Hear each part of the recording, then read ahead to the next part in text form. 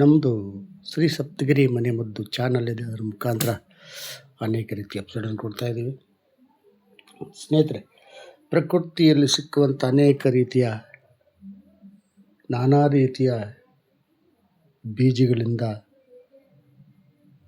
ಎಲೆ, ಕಾಂಡ, ಬೇರುಗಳಿಂದ ನಮಗೆ ಬರುವಂತಹ ಕಾಯಿಲೆಗಳನ್ನು ಓಡಿಸ್ಬೋದು.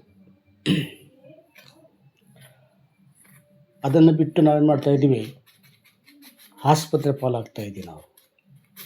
ಈಗ ಏನೋ ಒಂದು ಬಂದಾಗ ಅದನ್ನು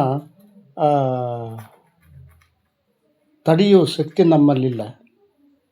ಮತ್ತು ತಕ್ಷಣ ಓಡೋಗಿ ಆಸ್ಪತ್ರೆಯಲ್ಲಿ ಆ ಟೆಸ್ಟು ಈ ಟೆಸ್ಟು ಅಂತ ಮಾಡಿ ಅಲ್ಲೇ ಜಾಯ್ನ್ ಆಗಿ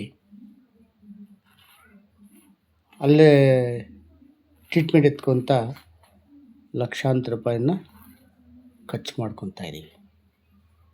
ಏನಿರಲ್ಲ, ಏನೋ ಯಾವುದೋ ಒಂದು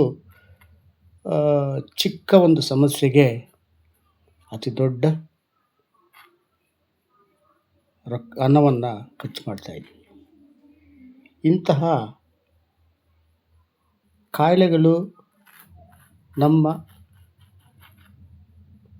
ಪ್ರಕೃತಿ ಸಿಕ್ಕುವಂತಹ ಬಿತ್ತನೆ ಬೀಜಗಳಿಂದ, ಎಲೆ, ಕಾಂಡ, ಬೇರುಗಳಿಂದ ನಾವು ಅದನ್ನು ಓಡಿಸ್ಬೋದು ಅಥವಾ ತೆಗಿಬೋದು ಸ್ನೇಹಿತರೆ.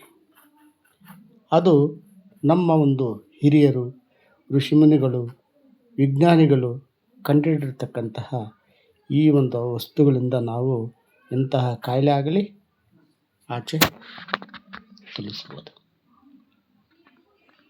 ಅದರಲ್ಲೂ ಒಂದಾದ ಕಪ್ಪು ಜೀರಿಗೆ ಅಂತಾರೆ.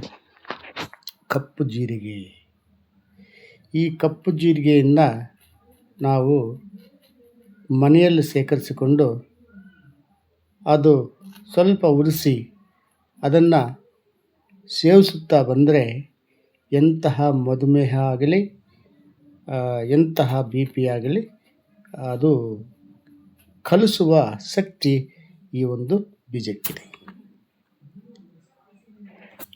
ಇಂತಹ ಶಕ್ತಿಯುಳ್ಳ ಈ ಒಂದು ಕಪ್ಪು ಜೀರಿಗೆಯನ್ನು ನಾವು ಯಾವುದೇ ಕಾರಣಕ್ಕೆ ಮರೆಯಂಗಿಲ್ಲ ಸ್ನೇಹಿತರೆ. ಅದನ್ನು ಬಿಟ್ಟು ನಾವೇನು ಮಾಡ್ತೀವಿ, ಆ ಟೆಸ್ಟು ಈ ಟೆಸ್ಟು ಅಂತ ಹೋಗಿ ಆ ಟೆಸ್ಟ್ಗಳಲ್ಲಿ ಅವ್ರು ಹೇಳಿದ ಹಾಗೆ ನಾವು ಟ್ರೀಟ್ಮೆಂಟ್ ಇಟ್ಕೊಂಡು ಆ ಟ್ರೀಟ್ಮೆಂಟನ್ನು ಮುಗಿಯೋಷ್ಟರೊಳಗೆ ಲಕ್ಷಾಂತರ ರೂಪಾಯಿ ನಾವು ಕೊಟ್ಟಿರ್ತೀವಿ. ಅದೇನು ಸಾಲ ಗೀಲ ಮಾಡಿ ನಾವು ಅದನ್ನು ಟ್ರೀಟ್ಮೆಂಟ್ ಎತ್ಕೊತೀವಿ ಸ್ನೇಹಿತರೆ. ಇಂತಹ ಸ್ಥಿತಿ ಬೇಕಾಗಿಲ್ಲ. ನಮ್ಮ ಮನೆಯಲ್ಲಿರುವಂತಹ ಕಪ್ಪು ಜೀರಿಗೆಯನ್ನು ನಾವು ಸೇವಿಸ್ತಾ ಬಂದರೆ, ಪ್ರತಿದಿನ ಒಂದು ಅರ್ಧ ಸ್ಪೂನಷ್ಟು ಕಪ್ಪು ಜೀರಿಗೆ ಸೇವಿಸ್ತಾ ಬಂದರೆ ಯಾವ ಕಾಯಿಲೆಗೂ ಬರಲ್ಲ. ನಮಸ್ಕಾರ. ಇದನ್ನು ನೋಡಿ ಲೈಕ್ ಮಾಡಿ, ಶೇರ್ ಮಾಡಿ, ಸಬ್ಸ್ಕ್ರೈಬ್ ಮಾಡಿ. ಎಲ್ರಿಗೂ ಮುಟ್ಲಿ. ಎಲ್ಲರೂ ನಮಸ್ಕಾರ ಸ್ನೇಹಿತರೆ.